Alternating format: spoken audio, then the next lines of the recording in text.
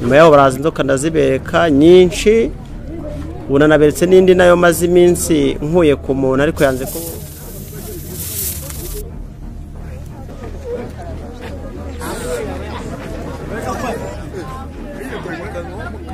ako nta kibazo kuko ntabyo nikeka hose ndi umurozi, ndavura.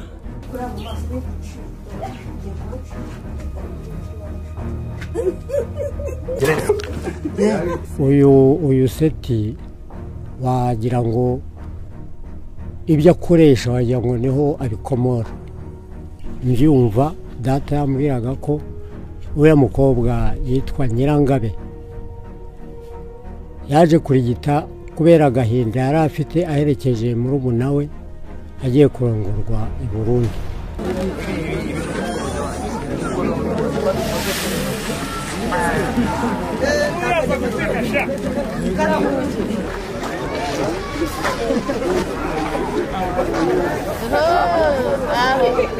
Kipe no muhanga dakasi. Ngaho mwana. Kumba yamusubiza mwana sinyabaya. Yabaye aharwariye uyu mwana amena ibirahure, uyu mwana kwari kumuboha, umwana kwari kumuzirika. Byari ibintu bibi cyane ariko rero umwana yitamwe n'umukobwa muzima cyane.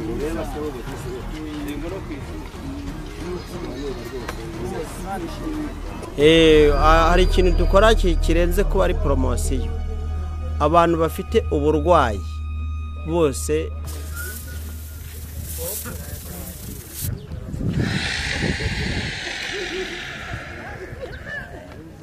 nitwa Karekezi Seti, uzwi ku izina irya mukuru, nkaba ndi umuvuzi gakondo uboneka mu rugaga rw'abavuzi gakondo mu Rwanda, ariko mbona ari mpuzamahanga. Nitandukanya n'abatobozi, akora ibintu bigaragara abandi batakigana, kandi noneho bisaba imbaraga koko mu kuvura. Nditanga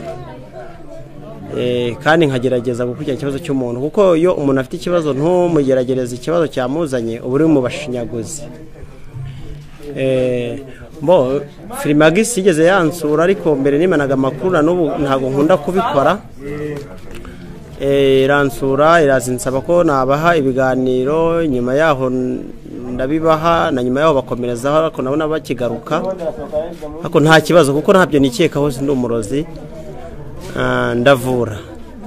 Ubwo icyo gihe baraje bansaba kubereka imbaraga, naberetse byinshi, bansaba akanyamasyo sinakabereka, bansaba inzoka sinayibereka, ariko icyo gihe turwana n'imvura bari yari igiye kutubuza gukora.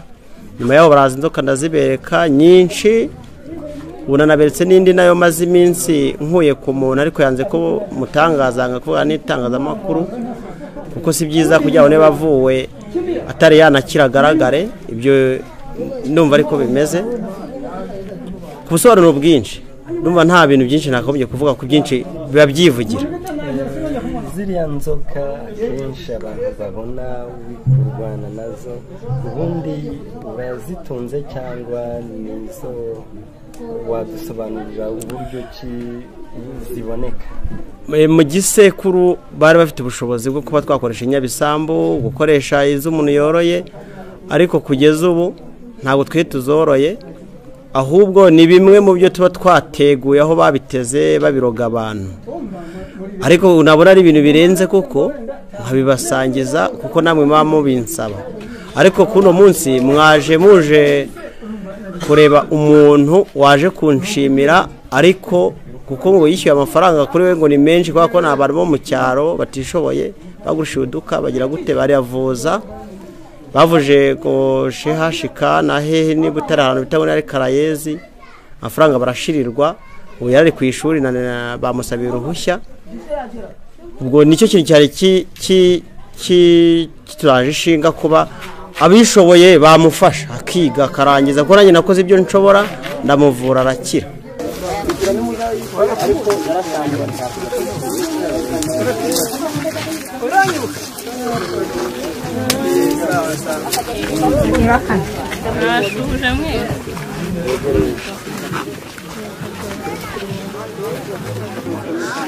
ugire musuhuza ntareba bumva mushaka kumusuhuza uwumva yamusuhuza umwana se yabaye aha arwariye uyu mwana amenaga ibirahure uyu mwana ko ari kumuboha umwana ko ari kumuzirika byari ibintu bibi cyane ariko reba umwana yitamemo umukobwa muzima cyane ureba se wowe ariko no kwishuri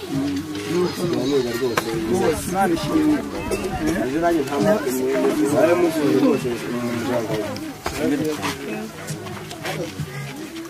abantu muri rusange bagufata ute abaturanyi bawe abantu babonye ukina na biriya bikoko cyangwa se urwana nabyo bagufata bo usanga nta kibazo bafite kuko bazi neza ko biriya biyoka mbikura ahantu mu buryo bwo kuvura ni nk'uko najya kuvura umuntu nkasanga barahatabye ibirozi bindi barahatabye amagufwa cyangwa amenyo ariko ibyo ntabwo nakirwa mbibireka kuko nta kintu bifasha ariko nka kiriya cy'igikoko kiba cyarayukanye abantu mu muryango kikabamenesha hakaba ibyatsi cyo kukibereka nta kibazo gihari ntabwo nakihererana n'ubu hari ahantu hari uruziramire rwabujije abantu muri Cyangugu gusarura ibyayi narwo ndashaka kugenda nkaruhakura namara kuruhakura bakabasha gusarura ibyayi byabo nkagira nkarurekurira mu mashyamba akomeye ntabwo nzica ndagira nkayirekura ahantu mu mashyamba akomeye ikaba mu zindi nyamaswa nk'iyo uyirekuriye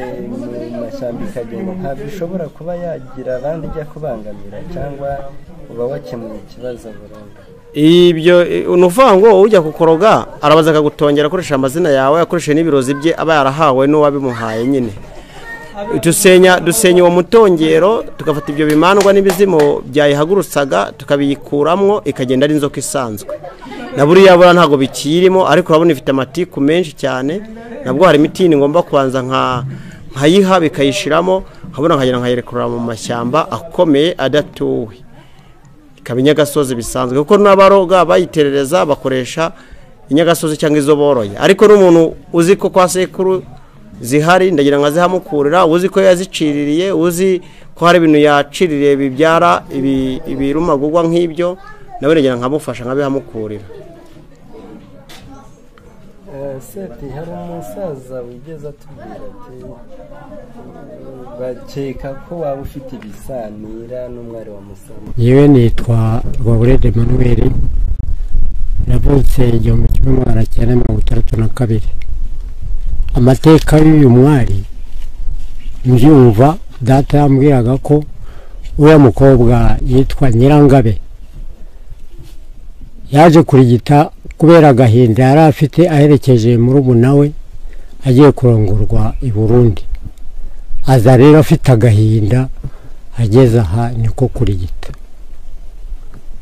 ayo mateka nuko nayumvishe nuko data yambwiraga bihuriye he rero uyu seti wagira ngo ibyo akoresha wagira ngo niho abikomora kubera aka gatare nyine karigiswe kera ariko ibyo akora usanga akenshi ugira ngo niwe bituruka kuri aka gatare wowe ni icyo wamusubiza gakondo zose genzi ko ariko negite zirahura yaba ari imigiranire yo ku butaka y'ikirere n'iyo mu mazi birahura bifitanye isano ariko ntabwo bishobora kumvikana ko icyo gihe byaba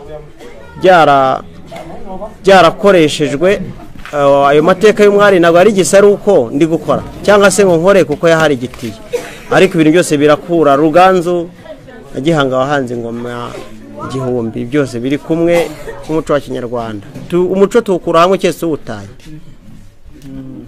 abantu benshi rero bashobora kwibaza ko bakubona cyangwa se uko bakwibariza byinshi bakubona kumbona nagumye kuzajya ngerageza kudatanga amanamba kuko mbona abantu benshi batanga amanamba biyamamaza ariko kumbona ushobora kwandikamo Karekezi irya mukuru ukabyandika muri usacinga muri YouTube ukarekamo Karekezi irya mukuru urambona ibikorwa bwa gakondo ukabonamo nomero za telefone ariko nazo nanazibaha cyangwa se mukaba mwanazandika no ku rubuga ushaka kugira ngo anyibarize cyangwa se yivuze tukamufasha ko nicyo tubereyeho. Ni 078 479 88 59. Ni 078 078 479 88 59. Karekezi rya mukuru kuri YouTube channel.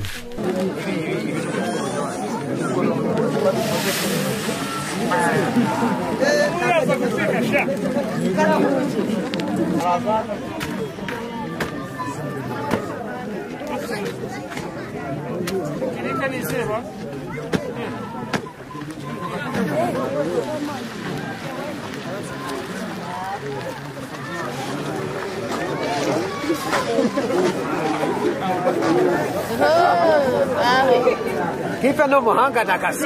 Ngaho murondo.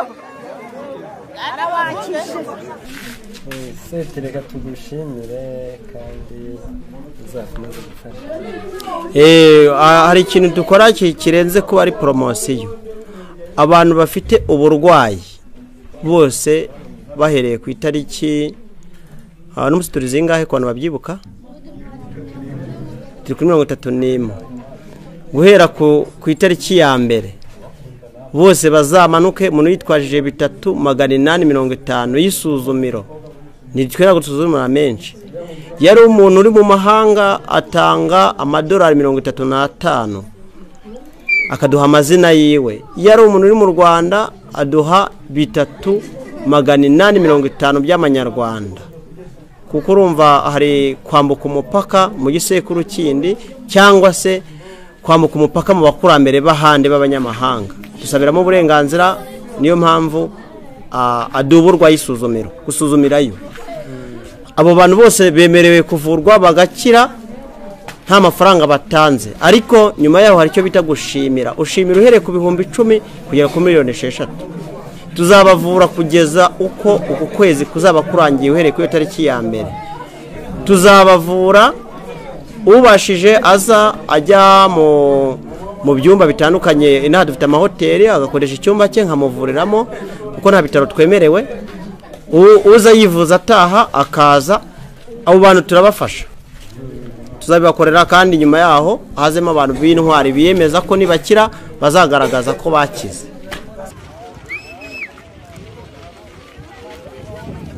Amonyo bitaseti. Aje kureba wa muntu wacu. Nusura burukara.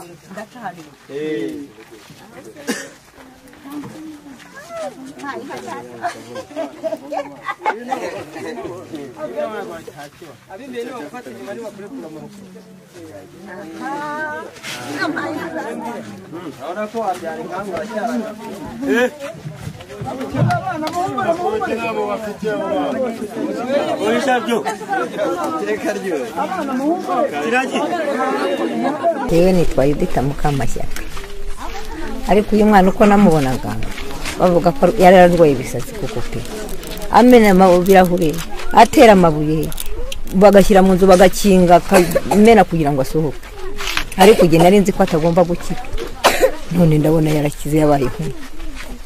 Gushima Imana rero. Ubwo uyu muganga we n'icyo bagumuzi nibyo narinzi, ariko rero bakaba bazi abandi bavuga ko avura pe. Mutunguwe no kubona yewe ntunguwe no kubona uyu mukobwa n'ukuntu namubonaga, nacyo gitumye rwose nemeye kubivuga. Mureka abana birebere muri se kandi ko zana abantu bareba. Oya, ahubwo nuko kureba abana batoya. Nuko kureba abana batoya.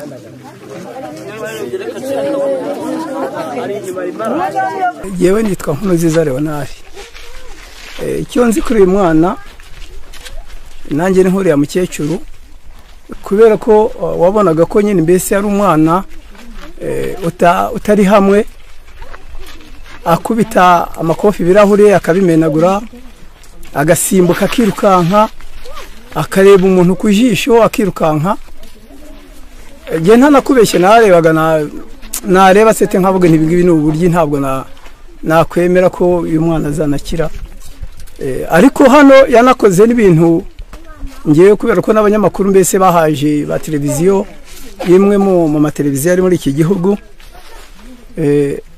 baza ahangaha bagirana ikiganiro na sete uyu nguyu natwe abaturage mbona ibintu yakoze numva ndanamutinye cyane ngewe kuko hari n'amagambo namubajije navuga rese seti hari nkaho yafashe akantu k'agahembe gato cyane kangana n'urutoki agatunga inkoko yari afite nzima inkoko ngiye kubona mbona ikubise ijosi irapfa namwaje seti uretse mu by'ukuri mbwije ukuri ino nkoko ukwitunza akakani gapfa umwana w'umuntu we ntiwabikora ngo apfe araseka ati hoya bintera ubwoba yewe seti afata ikayi itanditseho irivierije ikayi agafata amakara arayahonda ikariri ngirite ikesha nyine ifu yayo agashyira kuri rwa rupapuro akajya gutya gakuba ayo kubona ukabona amagambo yanditse ku rupapuro icyapa cyiza cyane haraho byavuga ngo ese mwaje hano gukora iki tukabisoma none akavuga ngo usubize uti nazanywe niki ukabona iyo nyandiko kandi na makara yakubye ku rupapuro rurivierije ibyo bintu birantangaza seti arongera akora igitangaza ahangaha imvura yari ikubye abanyamakuru ba televiziyo baraha arababwiye ngo yahagarika imvura bari bambwiye ngo nituza hano imvura iraza kugwa ngo nituza kureba n'umupfumu kandi byabaye ndi kubaza hariya ibyo bintu bari babimbwiye niko bigomba kugenda kuko iyi ni impano ikora ku butaka dukoresha ibimera niyo mpamvu bigomba kuvomera nimba twakwegama kwanza imvura ikabanza igahita nimba twakora iki ntacyo twakugama yes abakurikirana Freemax byashoboka ukagabanya imvura kabiretseho ubigenza gute ibyo bintu twabifashe nk'ikinyoma gishaje cyane taba umugabo rero niba ari byuzanye wapi aho tubyemera umunyamakuru ati mwanze kuza mu nzu sintuma mwugama muguma hangiye kwihagarika imvura abanyamakuru bati rero ngasha ibyo bintu bikora turemera ubigenza gute buretse turebe reka turebe harimo kutubwiye ngo washobora kugabanya imvura akazi kagakomeza tukamubaza natwe ibyo cyangwa kumubaza reka turebe ukuntu bagabanya imvura genda unzanire byeri hariya turashaka kugira ngo igabanuke byakunda nagenda arebeza uburyo akazi kacu twagakomezereza hano turashaka kwigabanuka urabona ko yongereye yabyara ikibazo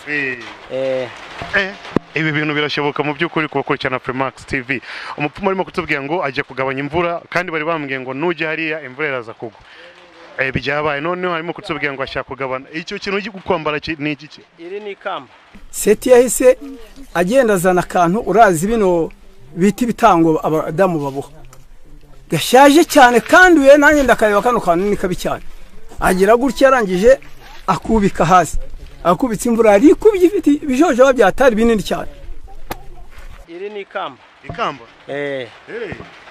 ndabona rifite uruhu rw'inka ihene cyangwa n'ingurube oya ikamba ryo ntago rya risobanuzwa ikirazira risobanuzwa ku muntu urihawe akarisobanukirwa byitwa ikamba reka turebe imvura none ukuntu uri buyigabanye akazi kacu gakomeza Freemax TV wayumvise for real imvura yagiye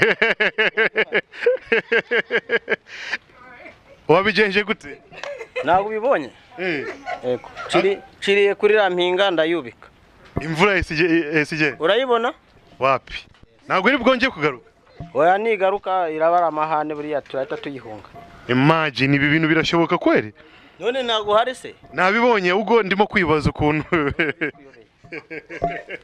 genda shebuja w'abapfumu nese ntabwo n'abari ababaze ntabwo mubibona imvura cyagwa ngo ntabwo ari ubwa mbere bibaho mu by'ukuri nanjye amatsiko wagize niyo ngize mbonye biriya bintu nanjye binteye n'ubwoba cyane kuko nabibonye ko imvura twari tugiye kugama none imvura ihise igenda koko ahubwo njye nangize ngo agiye kumbeshya ko yambwiye ngo ngiye kwigabanya nanjye numvaga ko ari bukorwe n'isoni none dore ibintu koko birabaye yewe rero uko mbonye rwose avuze ati nimunzanire ibyeri yubika kariya kantu mbona ya mvura yajojobaga ihita igenda tuyagizeho gutya arubika sintumbaze ibyo yavuze muri we imvura ahise ihagarara turumirwa cyane Seti arongera nararebaga itangazamakuru rihari Seti afata agasafuriya ngerangije yasemo nk'amazi nk'amacupa nk'ane afatisha imbabura iriho amakara yatari nyine mbese yafashwe cyane arangije bashyiraho amazi araserura ashyira umuntu w'umudamu hano w'umuturage wacu tundebere ntaza kubeshya abantu mbatuburira amazi yahise aseruye abatuma umuhati bazana umuhati hano hepfo azana umwana yareraga w'umukobwa amwicaza ku ntebe Denise arangije shyiramo ya mihati amashami yayo gutya akajya yafata umwana amutegeka kwiyambura uraziye abana b'abakobwa buriye batangira kugira amasoni kare kandi ni ngombwa mu muco nyarwanda umwana yanga kwiyambura hejuru asigarana akantu k'agasengeri yaseruye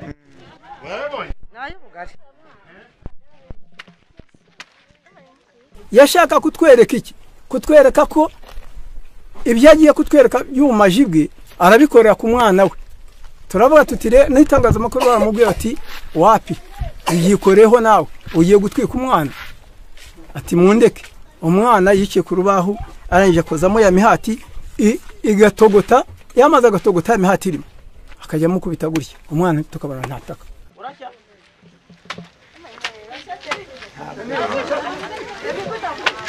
nabashya rwose abivuge ndahita ndekera ahubwo arataka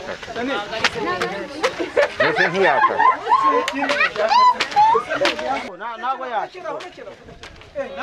ntago yashya nibyo yigeze ntagira undi uzawurebe ntago yashya mwumve namwe amazi ku ziko yaseruye gutya mukubita atangazamakuru irumirwa hari mushiki wanjye atuye hano hepfo yabaza ati nanjye mubigire ndebe habeze uyu mukobwa we afite ubwenge yakojeyemo amukojeye tubona ntatatse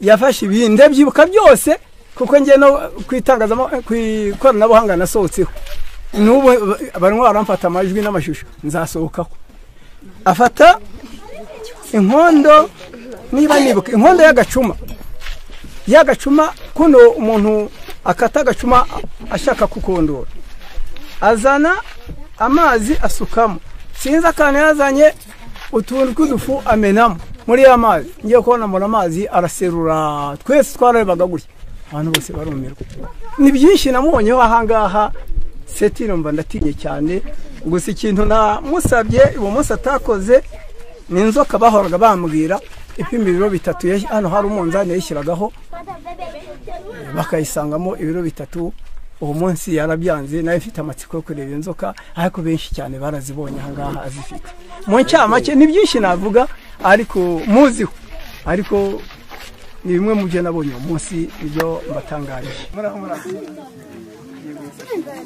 arambwira ati ni wowe mbona kwitangazamakuru aranyereka nanjye iwe nyine yatirwa amagana anyereka rero no mukecuru uko amwe ati n'uturimo twose bakuru twihorane gukura uko namubonaga arwana atera ibirahure bikunsa bimena atera amabuye nitwa Mukantwari Donata nagize ikibazo cy'umwana warwaye muvuza kenshi mu kizungu nge Butarenge Gitwe ariko umwana yanga gukira buri munsi nakoreshaga amafaranga menshi mbona birandenze kandi akarwara afite imiti yo kwa muganga i Butare nza kubona bindenze rero nshakisha uburyo bundi namuvuza